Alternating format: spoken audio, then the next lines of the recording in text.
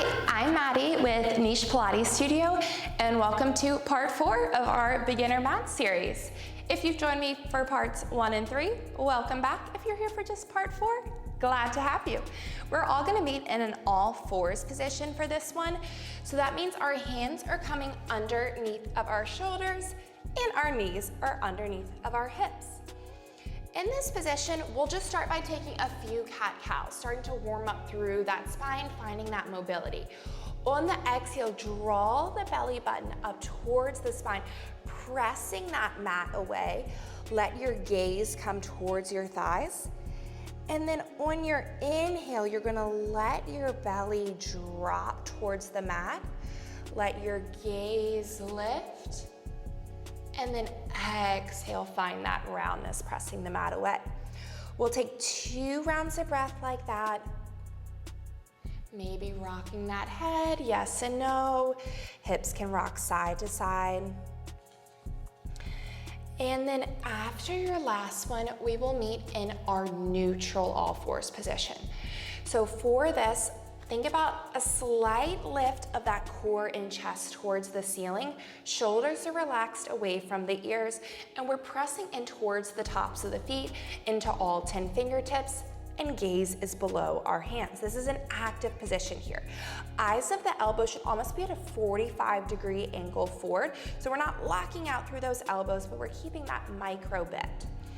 Now, setting up for bird dog, we're gonna isolate each part and work through this here. So your left hand is gonna stay where it is. All of the weight is coming in towards that left hand.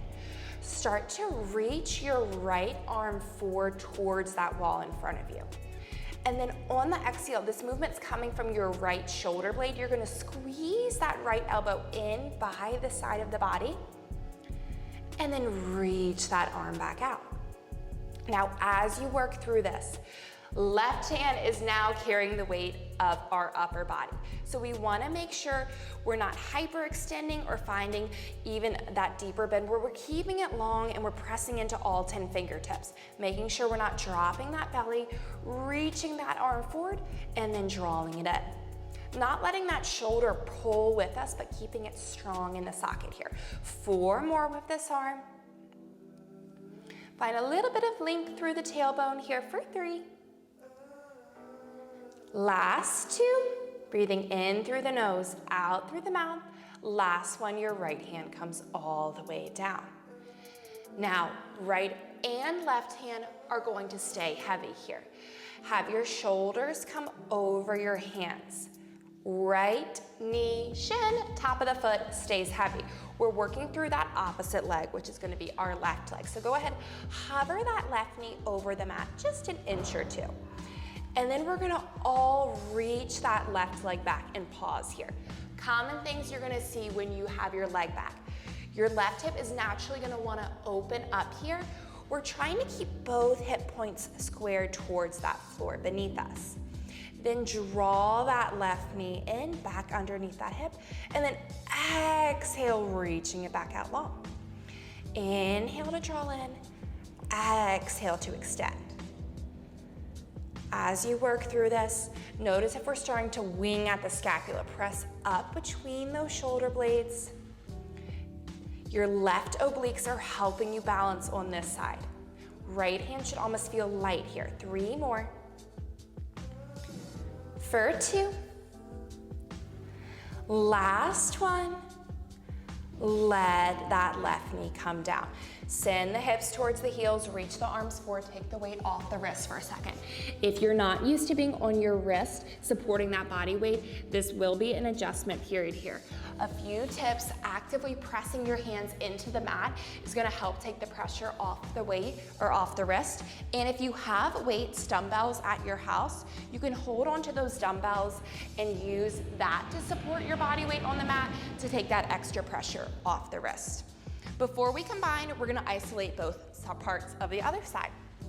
So this time, we are gonna feel heavy in our right hand, giving that left wrist a break for a second.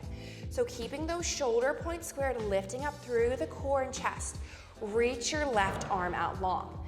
Now squeeze your left shoulder blade to draw that elbow in by the side, almost like you're finding a row, and then reach that arm back out. As we work through this, check in on that right elbow. Is it hyperextending? Finding that bend, eye of the elbow should be at 45 degrees. Keeping those hip points even, engaging the core. We'll do 3 more with this arm. For 2, right arm's working hard to support that body. Last one, let your left hand come all the way down. Option as we work through the legs, if you want to take it down to your forearms, work through that opposite leg, feel free to do so. We can also stay in that wrist position. So this time we're working through that opposite leg. Our right leg is going to go out long. So reach your right leg out long, more about length than height here, and angle that hip point down towards the mat. Now draw that right knee back in underneath your hip. Exhale to reach it out long. Notice how our gaze tends to go here. We want our head, a little bit of space between the chin and the chest, and the gaze between our hands. We have length out through the crown of the head and out through our tailbone. Feel your right obliques working to help balance. 3 like this. We have 2, relax those shoulders. Last one. And let both knees come down. Quick shake out of those wrists here, pressing those hands together, letting the palms come together, fingertips reach down, and then a few shoulder rolls forward and back. Who's ready to combine for bird dog? Hands are gonna come back down underneath those shoulders, knees underneath of our hips. Now, your right hand and your left leg are gonna be the ones working here. So already feel heavy in your left hand, right leg. Reach both out long and square that hip point down. Now pause here. Actively pressing away. We're gonna find a lot of length. This time, I just want you to lift both that hand and the leg up towards the ceiling an inch, lower an inch. Breathing through it here. Like you're reaching long in both directions for 4. We have 3, we're gonna keep it long in 2 breaks where you need. Last one.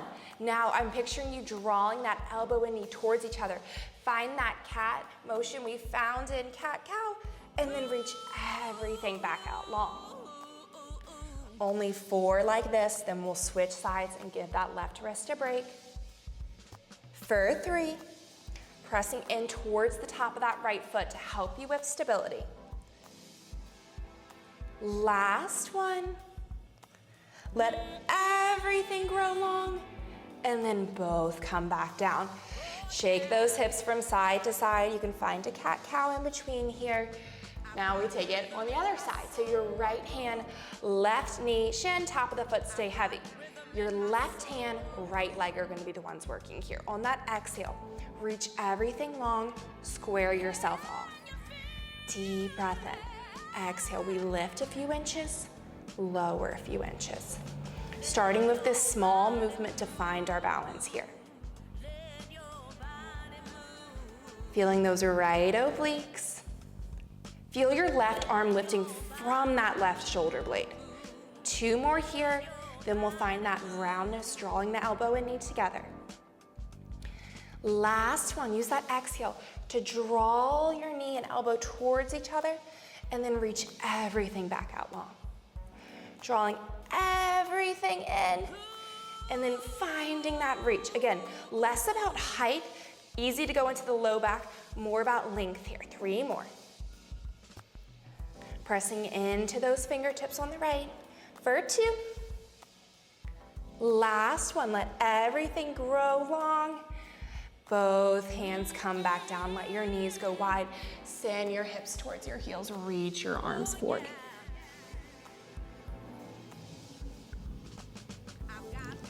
And then let your left hand come to the left side of the mat, right hand comes on top, and pull that right shoulder down. Feeling a nice stretch in that side body. We'll take that on the other side. Right hand walks to the right side of the mat, followed by the left, and we pull that left shoulder down.